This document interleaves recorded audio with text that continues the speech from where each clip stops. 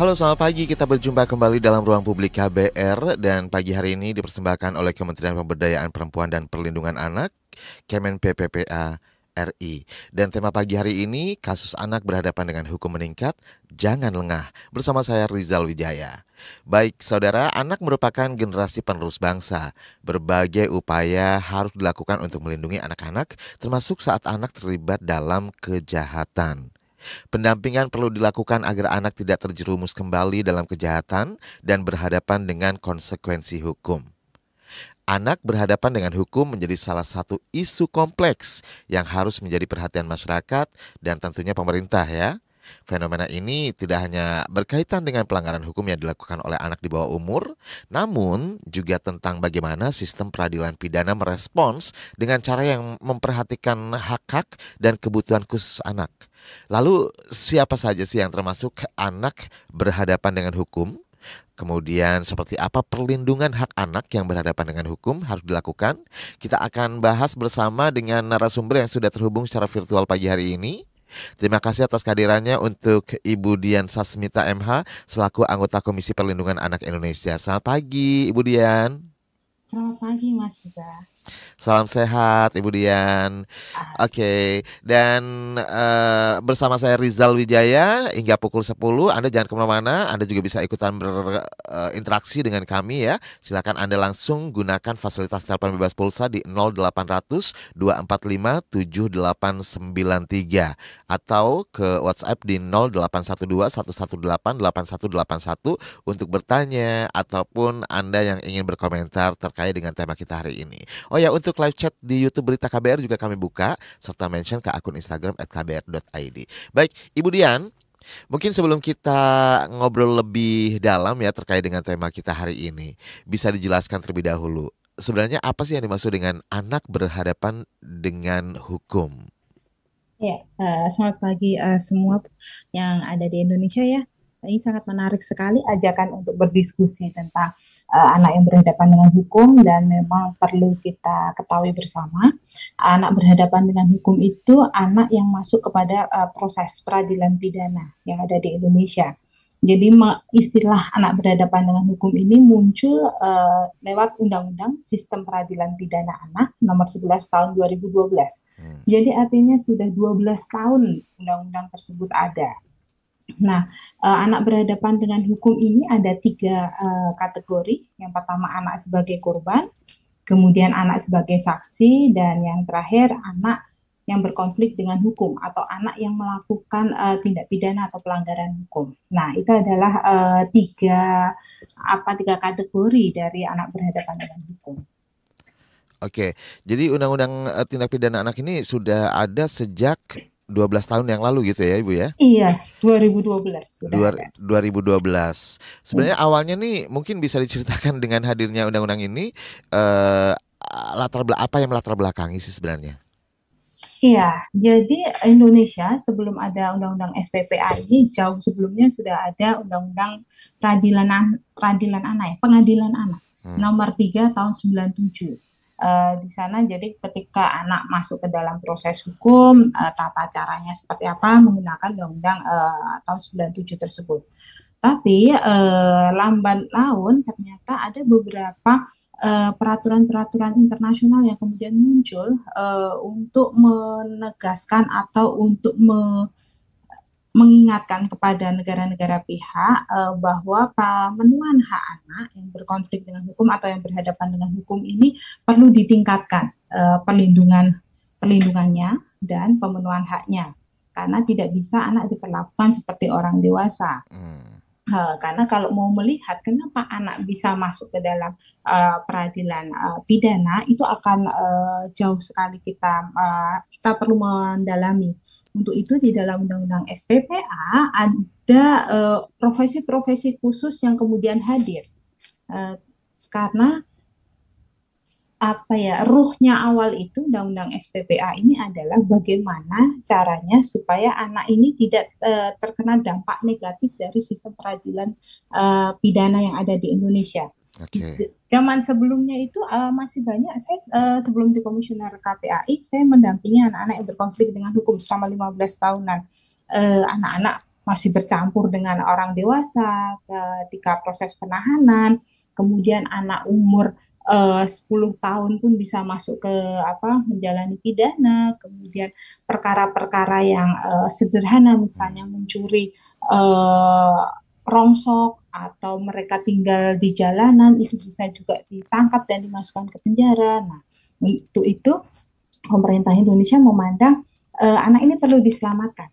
Bagaimanapun juga, apapun kesalahan anak, mereka masih punya masa depan dan mereka berhak untuk pemulihan. Untuk itu hadirlah Undang-Undang SPPA dengan pendekatannya keadilan restoratif. Baik, mungkin di sebagian masyarakat kita juga masih ada yang mempertanyakan bahwa meskipun tindakan kejahatannya juga sama sebenarnya dengan apa yang dilakukan oleh orang dewasa, kenapa mesti ada perlakuan yang berbeda ya kan tentang penahanan, perlindungan terhadap anak yang berhadapan dengan hukum. Ini kenapa mungkin untuk menjawab dengan menjawab kepada masyarakat yang mempertanyakan soal ini, Ibu. Iya, jadi anak itu Bapak Ibu sekalian tidak pernah melakukan tindak pidana tiba-tiba hanya dorongan karena dia sendiri, motivasi dari dia sendiri. Anak itu selalu dipengaruhi oleh lingkungan sekitarnya. Anak dari lahir tidak mungkin dia punya kemampuan untuk melakukan pelanggaran pidana, melakukan pencurian, Hmm. perkelahian dan lain-lain. Tapi anak ini proses lingkungan apa ya proses yang terjadi di sekitar tumbuh kembangnya anak mulai lingkungan keluarga, lingkungan sekolah, lingkungan sosial itu sangat mempengaruhi pribadi anak, sangat mempengaruhi tumbuh kembang anak. Ada penelitian sudah zaman lama ya tahun 90-an kalau nggak salah itu menarik sekali anak umur di bawah 3 tahun ketika dia diasuh dengan pengabaian, penelantaran, bahkan mendapatkan kekerasan itu akan berdampak sekali pada perkembangan sel otaknya. Hmm. Anak yang diasuh dengan kekerasan, dengan penelantaran, sel otaknya akan lebih kecil daripada yang diasuh dengan kasih sayang. Nah, sel otak yang kecil ini mempengaruhi tidak hanya pada kalau intelektual atau kecerdasan intelektual itu bisalah dikatrol dinaikkan dengan les-les, dengan belajar dan lain-lain. Tapi ini pengaruh terbesar pada kecerdasan emosi anak. Hmm. Kecerdasan emosi ini tumbuh karena kasih sayang dan lain-lain. Nah, ketika anak yang perkembangan otaknya lebih kecil karena kekerasan, itu kecenderungan kecerdasan emosinya pun rapuh, lebih lemah. Untuk itu anak-anak dengan pengasuhan yang kurang kasih sayang, kurang perhatian, mendapatkan pengabaian, itu prosesnya nanti ketika remaja itu pun perilakunya akan berbeda. Oke. Karena di dalam ilmu psikologi itu ditegaskan juga segala sesuatu yang terjadi di satu tahap perkembangan itu akan berpengaruh pada tahap perkembangan berikutnya. Apa yang terjadi pada anak 0 sampai 7 tahun itu akan mempengaruhi dia 7 sampai 14 tahun. Yang terjadi di fase 7 sampai 14 tahun itu akan mempengaruhi dia di fase 14 sampai 21 tahun. Nah, jadi ini kayak apa ya? Spiral ya. Jadi saling kait mengkait. Jadi Hmm. misalnya saat ini kita mendapati anak melakukan kenakalan atau pelanggaran pidana pada ketika anak umur 15 tahun, kita perlu menengok ke belakang. Apa yang sudah anak alami di fase-fase sebelum umur 15 tahun. Makanya Oke. di Undang-Undang SPPA ada namanya petugas pembimbing kemasyarakatan dari Balai Pemasyarakatan dan ada pekerja sosial profesional. Dua profesi inilah yang punya tugas untuk melakukan assessment dan observasi terkait situasi anak, anak dengan keluarga dan kemudian anak dengan sekolahnya dan lingkungan sosial. Baik. Nah, ini kekhasan dari Undang-Undang SPPA. Ya, jadi memang selalu ada trigger gitu ya untuk anak di bawah umur gitu ya, Ibu ya, Betul, untuk melakukan betul. tindak kejahatan. Jadi tidak ada yang apa namanya secara niat niat dari Berdiri hati sendiri. berdiri Betul. sendiri gitu. Oke, baik dan untuk beberapa faktor tadi juga sudah sempat disinggung yang membuat seorang anak akhirnya berhadapan dengan hukum, bertabiat mungkin ya yang agak-agak kurang ideal gitu ya bagi seorang anak. Nah, ini karena salah satu pola asuh gitu ya Ibu Dian ya. Mm, mm. Mungkin faktor-faktor yang lain yang bisa mendorong hal itu apa saja nih? Kira-kira ada lagi kah? eh, Terbesar yaitu pola asuh, yang kemudian faktor kedua adalah lingkungan sosialnya. Hmm. uh, anak-anak yang di dalam LPK atau lembaga pembinaan khusus anak atau di lapas rutan pada umumnya, mereka mayoritas 90%-an. Karena saya selalu bertanya dan selalu jawabannya mereka menyatakan menjadi korban bully di sekolah. Nah, artinya adalah perilaku bully itu dampaknya luar biasa sekali. Jadi bully itu tidak bisa kita biasa, itu sudah biasa, dulu saya juga ngalami gitu, biasa-biasa aja. Nah, tidak ada lagi toleransi untuk bullying karena bullying itu luar biasa pengaruhnya juga terhadap kepribadian anak, terhadap diri anak. Jadi lingkungan yang mempengaruhi anak ya paling besar adalah keluarga karena durasi waktu anak paling banyak ada di keluarga. Durasi terbanyak kedua adalah di sekolah dan lingkungan sosial. Jadi eh, tiga lingkungan inilah sebenarnya yang sangat dominan sekali mempengaruhi kehidupan anak. Oke, artinya orang tua juga di sini mesti harus lebih ekstra mengontrol gitu ya ketika sedang di luar rumah karena kan ada tidak sedikit ya anak-anak yang mungkin terlihat baik-baik aja di rumah ya kan. Begitu ketemu dengan lingkungannya kan jadi berbeda kayak punya apa ya peran ganda gitu. Iya, iya betul. Jadi sebenarnya kalau mengontrol itu kesannya kayak orang tua lebih dominan seperti itu ya. Nah, Jadi sebenarnya orang tua tuh punya peran besar untuk membangun komunikasi atau dialog. oke. Dialog dua arah yang nyaman untuk anak. Jadi kalau anak nyaman untuk dialog yang nyaman itu sudah terbangun di lingkungan keluarga, anak tidak perlu sekali kita awasi 100% kayak apa ya, pas pampres itu nggak perlu. Karena anak akan ketika dia nyaman berdialog dengan orang tuanya, komunikasi dengan Heeh, keluarganya, ketika dia mengalami sesuatu yang tidak nyaman di luar sana, dia akan segera menyampaikan itu ke orang tua. oke. Tapi kalau anak diem saja sama orang tua, kemudian taunya ketika sudah Tertutup jeder gitu seperti ya. itu salah satu indikasi ada sesuatu nih, ada pola komunikasi yang kurang lancar antara anak dengan orang. Baik, berarti mesti diberi kepercayaan juga bukan berarti kita harus dominan sebagai orang tua kepada anak. Yang penting dibangun Betul, komunikasi gitu ya Ibu ya. Baik, pakat. ya dan beberapa faktor juga sudah disebutkan untuk yang bisa mendorong seorang anak bisa melakukan atau berhadapan dengan hukum gitu ya. Kemudian sebenarnya jenis-jenis pelanggaran atau pidana yang sering melibatkan anak sebagai pelaku itu apa saja sih? Karena kita kan ingat banget nih belum lama ini kejadian di Lampung ya kan yang menjadi korban juga anak masih di bawah umur, kemudian pelakunya juga kebetulan ada beberapa yang memang masih di bawah umur dan ini apa namanya? Saya pikir juga bukan ada niat dari si anaknya, lagi-lagi trigger kan ya Ibu ya.